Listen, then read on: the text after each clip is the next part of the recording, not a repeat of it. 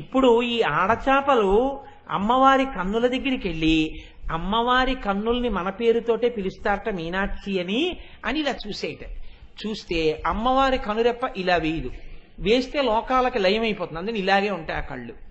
చూసేయట అబ్బా అమ్మవారు కనురెప్ప వేయదురా, మనకేమిటి రెప్పలు పడిపోతాయి, మనకి ఈ కళ్ళకి పోలిక అని అనుకుంటుంటే కొన్ని చేపలు అన్నాయిట, ఎలాగో వచ్చేసాం కదా కళ్ళదాకా, అమ్మవారు కనురెప్ప వెయ్యకుండా ఉంచుకోగలిగిన శక్తి కొంచెం మనం దొంగతనం చేసేస్తే చేసేద్దాం, ఎవరికి తెలుస్తుంది అని అమ్మవారి కను రెప్ప ఎలా పడదో అలాగే రెప్ప పడకుండా ఉండగలిగిన శక్తిని చేపలు అమ్మవారి కళ్ళ దగ్గర దొంగతనం చేసేయటం. అమ్మవారి కళ్ళు ఇలా ఉండవుగా, ఇలా తిరుగుతుంటాయి. దృశాద్రాఘీయస్య ఇలా తిప్పుతుంటుంది ఆవిడ. ఇలా తిప్పుతుంటే భీమవరంలో మావుళ్ళమ్మ తల్లిలాగా ఇక్కడ వరకు ఉంటాయి ఆవిడ కళ్ళు, ఎంత అందంగా ఉంటాయో ఆ మావుళ్ళమ్మ తల్లివి. అలా ఈ కళ్ళెళ్ళి దొంగతనం జరిగితే పక్కింట్లో కదా చెప్తారు, చెవులకి చెప్పేట. ఉసే చేపలు అమ్మవారి కళ్ళ దగ్గరికి వచ్చి రెప్ప వెయ్యకుండా ఉండగలిగిన శక్తిని దొంగిలించాయి, అందుకే ఇప్పుడు చేపలు రెప్పలు వేయకుండా తిరగగలుగుతున్నాయని చెప్పేయటం. చెప్తే ఈ మాటలు చేపలు విన్నాయిట. ఊరే మనం చేసిన దొంగతనం బయటపడిపోయింది, ఇవాళ కళ్ళు చెవులకి చెప్పాయి, చెవులేమో ఎవరికి చెప్తాయి, కౌలుకి చెప్తాయి. కౌలు ఏం చేస్తారు, పద్యాల్లో రాసేస్తారు. ఇక మన బతుకు బయటపడిపోయింది, మనం ఎక్కడన్నా కనపడితే దొంగ దొంగ అంటారు, అందుకని మనం భూమి తిరగద్దని నీళ్లలో తిరుగుతున్నాయమ్మా అప్పటి నుంచి అని. ఎక్కడ అసలు ఉన్మేష నిమిషోత్పన్న విపన్న భువనావళి, ఎక్కడ చేపలు నీళ్లలో తిరగడం. తమాపర్ణే కర్ణే జపనయనపై శూన్యచకితా నిలీయంతే తో ఏ నియతమ నిమేషాస్య పరిక. అమ్మవారు కూడా ఒక్కసారి నవ్వి ఎంత గొప్పగా చెప్పావు శంకరా, సరే బాగుందయ్యో ఈ కథ ఏదో సరే, కానీ కలువ పూలు రాత్రిళ్ళే ఎందుకు వికసిస్తున్నాయి అది కూడా చెప్పు అంది. అంటే ఆయన అన్నారు, ఏముందమ్మా పెద్ద చెప్పడానికి ఏముంది, నీ యొక్క ఆ కన్నులతో ఆ కలువలతోటే కదా కువలయములు అని కువలయాక్షి అని పిలుస్తూ ఉంటారు, కలువ పూలతో పోలుస్తారు కలవి. ఆ కలవ పూలకే అదే కోరిక పుట్టింది. ఓసారి వెళ్ళి అమ్మవారి కళ్ళు చూసొద్దాం, మన పేరుతోటే ఉంటాయిట ఆ కళ్ళు, ఎంత బాగుంటాయో, మన అందం అంతా అక్కడ ఉంటుంది, మన అందమే అమ్మవారు ఉచ్చుకుందనుకుంది.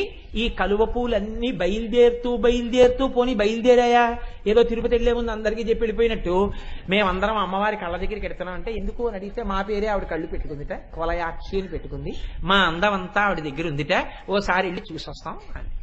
అయితే వెళ్ళి చూసిరండి, అట్నుంచి వచ్చి చెప్పండి మాకు అమ్మవారి గురించి. తప్పకుండా చెప్తాం, మా పేరే కదా పెట్టుకుంది, మమ్మల్ని లోపలికి పిలిచి మాట్లాడుతుంది అని డాబులు చెప్పి వెళ్ళాయి. తీరా వెళ్ళి అమ్మవారి కళ్ళ ముందు నిల్చున్నాయిట. ఆ కళ్ళు ఎక్కడా, సౌందర్యం ఎక్కడా, రక్షణ శక్తి ఎక్కడా, రసాలెక్కడా, ఒక్క పూట మారేటప్పటికి మాడిపోయే మన బతుకెక్కడా అని సిగ్గుపడి వెనక్కి తిరిగి వచ్చేస్తున్నాయిట. వెనక్కి తిరిగి వచ్చేసిన తర్వాత ఊళ్ళో ఉన్న వాళ్ళందరూ వెళ్ళొచ్చారా ఏమైందని అడుగుతారు. ఏమైందని అడుగుతారని ఆ రోజు నుంచి కలవ పూలు పగటి పూట వికసించి ఇంట్లోకి వెళ్ళడం మానేసి రాత్రిపూట తలుపులు తీసుకుని వికసించి ఇంట్లోకి వెళ్తున్నాయమ్మా, తలుపులు తీసుకున్నాయి, అందుకని రాత్రులు విచ్చుకుంటాయి పగలు విచ్చుకో కలువలు అన్నారు. శంకరుల ప్రజ్ఞకి శంకరులే సాటి. నల్ల కలువల యొక్క కాంతిని అమ్మవారి కన్నులు గెలిచినటువంటి కారుణ్యమున్న కన్నులు అని చెప్పడానికి చేపల మీద కలువల మీద పెట్టి అంత గొప్ప శ్లోకాన్ని ఇచ్చారు. పోను అక్కడితో ఊరుకున్నారనుకుంటున్నారా, ఏదో కష్టపడిన ఆర్తిని ఆపేసుకుంటాను, ఒక్క 5 నిమిషాలు వినండి. అందులో ఏమంటే ఇలాంటివి మొదలు పెట్టినప్పుడు ఆ ఆనందం ఆగమంటే ఆగేది కాదు. ఇవాళ శివరాత్రి అయితే ఎంత బాగుండనిపిస్తుంటుంది. కాబట్టి చూడండి, శంకర భగవత్పాదులు అంటారు ఒక శ్లోకంలో, కవీనాం సందర్భస్తబకమకరందైకరసికం కటాక్ష వ్యాక్షేప భ్రమర కలభౌ కర్ణయుగళం అముంచంతౌ దృష్ట్వా తవ నవరసాస్వాదతరళా అసూయా సంసర్గాదళిక నయనం కించిదరుణం అన్నారు. అమ్మవారికి కూడా 3 కన్నులు ఉంటాయి, పరమశివుడికి ఉన్నట్టే 3 కన్నులు ఉంటాయి. 3 కన్నులున్నప్పుడు 3 కన్నులు అన్నప్పుడు కన్నులు 3 ఒక్కలాగే ఉండాలి. కానీ దరదళిత హేమాంబుజరుచి అన్నారు. అహస్సూతే సవ్యం అన్న శ్లోకంలో శంకరాచార్యుల వారు 3వ కన్ను కొంచెం ఎర్రగా ఉంటుంది. ఆయన అన్నారు, అమ్మాయి ఈ 2 కళ్ళు ఉన్నట్టు ఈ కన్ను కూడా నల్లగా ఉండాలి కదా, ఈ కన్ను నల్లగా ఉండకుండా ఇది ఒక్కటే ఎర్రగా ఉండి ఈ 2 కళ్ళు మాత్రం నల్లగా ఎందుకుంటాయో తెలుసా అన్నారు. అమ్మో మళ్ళీ మొదలెట్టావా, మళ్ళీ నా కళ్ళ మీదే నాకు తెలియనివి నీకు తెలుస్తుంటాయి శంకరా, ఎంత విచిత్రం. సరే ఏమిటి చెప్పు. ఇది సూర్యుడు, ఇది చంద్రుడు, ఇది అగ్ని, అందుకని అలా ఉంటాయేమో. కాదమ్మా, సూర్యుడు చంద్రుడు అగ్ని అయితే సూర్యుడిది కొంచెం ఎక్కువ ఎరుపు ఉండాలి, చంద్రుడిది తక్కువ ఎరుపు ఉండాలి, అగ్ని బాగా ఎర్రగా ఉండాలి. అలా లేవుగా, ఈ రెండు నల్లగా ఉన్నాయి, ఇది కొంచెం ఎర్రగా ఉంది. మరి ఈ రెండు ఒక్కలా ఎందుకున్నాయి? అది కాదులేమ్మా, అసలు కారణం వేరే ఉందన్నారు శంకరాచార్యులు. ఏమిటి అసలు కారణం చెప్పండి. ఏమి లేదమ్మా, కవులు ఎప్పుడు నీ మీద రాసినటువంటి స్తోత్రాల్ని చదువుతూ ఉంటారు నీ సభల్లో కూర్చుని. చదువుతున్నప్పుడు అది శంకరుడి మీద రాసినటువంటి కవిత్వం అయితేట ఇలా ఇలా అంటుందిట పరవశంతో. ఇలా ఇలా అంటుంటే ఆవిడ చెవులకు పెట్టుకున్న తాటంకములు ఇలా ఊగుతాయిట. ఊగుతూ ఇలా ఇలా అంటూ ఇలా సంతోషపడిపోతుంట. భ్రూలతికయోహో అంటారు, కనుబొమ్మలు కదుపుతూ సంతోషిస్తూ షహబాష్ అందోసారి వస్తుంది ముందు ముందు ఆ నామం. ఇప్పుడు శంకరుడి మీద కవిత్వం కాదు, ఈవిడి మీద కవిత్వం. అందుకని ఆవిడికి పెద్ద ఆసక్తి ఉండదు దాన్ని పొగడం విషయం మీద. కానీ వింటుంది. విని ఏమిటి సంతోషం అంటే ఒకసారి అలా కళ్ళు తిప్పి చూస్తుంది. ఆ కటాక్షమే చాలంటారట కవులు. అందుకని ఇలా వింటోందిట. వింటుంటే వినేవి ఏవి? చెవులు. ఇప్పుడు ఈ చెవులు కవులు చేసినటువంటి గానాన్ని వింటున్నాయిట. కవుల యొక్క సారస్వతం నిండా అమృతం ఉంది. ఈ అమృతం చెవి దొప్పల నిండా ఉంది అమ్మవారి దగ్గర. ఈ సారస్వతం అంతా విని చెవులలోకి ఆ అమృతం వెడుతోంది. ఈ కన్నులు ఎలాగో ఇక్కడ దాకా వెళ్ళాం కదా, అమ్మవారివి ఆకర్ణాంత విశాల నేత్రములు కదా, ఇక్కడ వరకు వెడుతుంది ఆవిడ గుడ్డు. అలా వెడితే అసహ్యంగా ఉండదా అనుకోకండి. మావిళ్ళమ్మ తల్లిని చూడండి, భీమవరంలో ఆ అందం ఏమిటో తెలుస్తుంది మీకు. ఇక్కడ వరకు వెళ్ళినప్పుడు ఇవి అనుకున్నాయిట, ఇక్కడే కదా ఉంది అమృతం ఈ చెవుల్లో, ఇక్కడ దాకా వచ్చి వెనక్కి వెళ్ళిపోవడం ఎందుకు, ఒక్క పిసర్ నోట్లో పోసుకుందాం అనుకున్నాయిట. తేనె గిన్నె అక్కడ కనపడింది అనుకోండి, ఎవడు ఊరుకుంటాడు, ఓ పిసర్ నోట్లో పోసుకుంటాడు. అలాగే ఇక్కడ దాకా వెళ్ళాం కదా అని ఈ గుడ్డు ఇక్కడ ఉన్నటువంటి అమృతాన్ని తాగిందిట, ఈ గుడ్డు ఇక్కడున్న అమృతాన్ని తాగిందిట. ఈ కన్ను చూసిందిట. ఈ రెండు కళ్ళు చక్క ఇక్కడికి వెళ్ళి ఇది అమృతం తాగేస్తోంది, ఇది ఇక్కడికి వెళ్ళి అమృతం తాగేస్తోంది. కవులు ఇటు ఇటు కూర్చొని చెప్తున్నారు, నా బతుకి ఇచ్చా, నేను కన్నే, కానీ నేను ఇక్కడికి వెళ్ళలేను, నేను ఇక్కడికి వెళ్ళలేను, ఇక్కడే ఉండాలి అని అసూయతో ఎర్రబడిందమ్మా. అందుకని మూడో కన్ను ఎర్రగా ఉంటుంది అన్నారు. అందుకనమ్మా అసూయా సంసర్గాదలిక నయనం, అలిక అంటే నుదురు, అసూయా సంసర్గ, అసూయ చేత నుదురు మీద ఉన్నటువంటి కన్ను కించిదరుణం కాస్త ఎర్రగా ఉందన్నారు. శంకరాచార్యుల వారి ప్రజ్ఞ ఏమిటో తెలుసా అండి? ఎలాగో అలా ఇవి మీ మనసులో గుర్తు పెట్టుకునేటట్టు చేసి మీరింటికి వెళ్ళిపోయి ఇప్పుడు చపాతీ తింటూనో, అన్నం తింటూనో, ఇడ్లీ తింటూనో, మీ పిల్లలతోటో, మీ వారితోటో, మీ భార్యతోటో, అన్నదమ్ములతోటో ఏమాయ్ అని మిగిలిన విదృషాత్ రాగీయస్యా గుర్తున్నా లేకపోయినా చేపలు ఎందుకు దక్కున్నాయో తెలుసా నీళ్ళల్లో అని ఏదో చెప్పారనుకోండి, మీరు విన్న తన్మయత్వం లోపల పట్టక దాగి ఎవరో ఒకళ్ళు దొరకగానే మళ్ళీ పైకొచ్చింది. ఈ అనుభవాన్ని అడ్డు పెట్టుకుని, ఈ ఆనందాన్ని అడ్డు పెట్టుకుని మీనాక్షి అమ్మవారి అనుగ్రహం మీ మీద ప్రసరిస్తుంది. ఆ వక్రలక్ష్మీ పరీవాహ చలన్మీనాభలోచన యొక్క అనుగ్రహం మీ మీద కురిపించడానికి శంకరాచార్యులు వారు చేస్తున్నటువంటి ప్రయత్నం. ఇక నా ఉపన్యాసాన్ని పూర్తి చేస్తూ మూకశంకరుల గురించి ఒక్క మాట చెప్పి పూర్తి చేసేస్తాను. ఎందుకంటే అమ్మవారి కన్నుల వంక చూసి 100 శ్లోకాలు చెప్పారు ఆయన. ఒక శ్లోకమా 2 శ్లోకాల, ఏ శ్లోకం చదివినా అబ్బబ్బబ్బబ్బబ్బబ్బా అని ఇలా ఇలా అనవలసిందే. ఏం ఆలోచనలు రాసలు ఒక శ్లోకంలో ఇంకో శ్లోకం లేదు, ఎలా వచ్చేరా ఈ ఆలోచనలు అనిపిస్తుంది. ఒక్కటి రుచికి చూపిస్తాను. ఆయన అంటారు, నీలో పిరాగమధికం జనయన్ పురారే లోపి భక్తిమధికాం దృఢయన్ నరాణాం వక్రోపి దేవి నమతాం సమతాం వితన్వన్ కామాక్షి నృత్యతు మయి తదపాంగపాతః.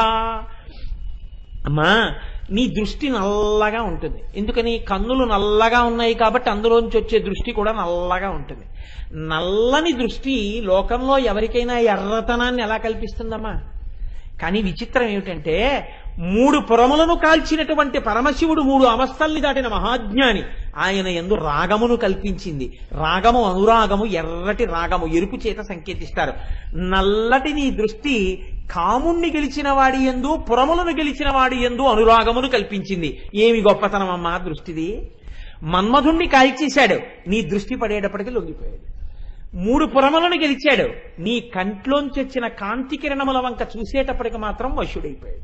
తండ్రిని తెచ్చి మమ్మల్ని కూర్చోపెట్టిన దృష్టి కదమ్మా, ఈ దృష్టి లేకపోతే శంకరుడు వచ్చి కూర్చుంటాడా, మాకు దర్శనమిస్తాడా? కాబట్టి నీలో పిరాగమధికం జనయన్ పురారే లోలోపి భక్తిమధికాం దృఢయన్నరాణాం. అమ్మవారి దృష్టి ఎప్పుడు ఇలాగే చూస్తూ ఒకవైపే ఉండదు. పరమశివుడి దృష్టి అలా కాదు. ఆయన ధవళ విపషమిందోర్మండలే సన్నివిష్టం భుజగబలజహారం భస్మదిగ్ధాంగమీశం మృగయ పరశుపాణిం చారు చంద్రార్ధమౌళిం అని ఇలాగే కూర్చుని ఉంటాడు.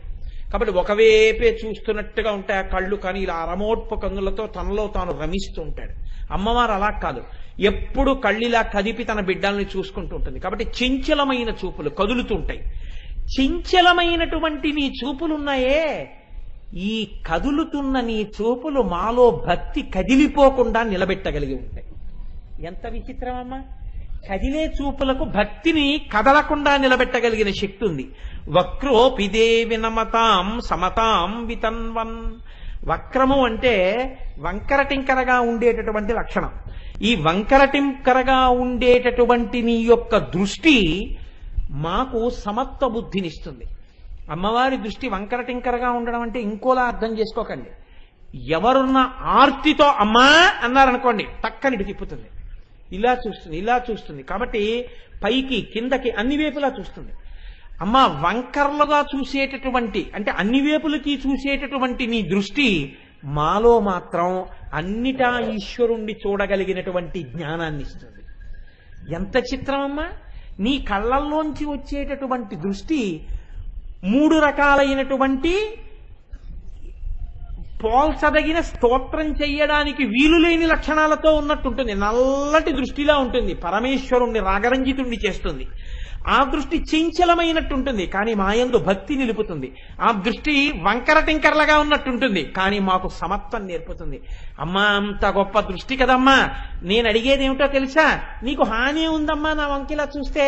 కాబట్టి తల్లి కామాక్షి నృత్యతుమయి తదపాంగపాత, నీ దృష్టిని నా మీద ఒక్కసారి నాట్యం చేయించమ్మా. ఒక్కసారి ఇలా పైనుంచి కిందకి, కింద నుంచి పైకి, ఇలా పక్కలకి నా వంక ఒక్కసారి చూడమ్మా. ఆ చూపు నా వంక చూశావా తల్లి? నువ్వు మీనాక్షివి, అలా నా వంక ఒక్కసారి చూశావా?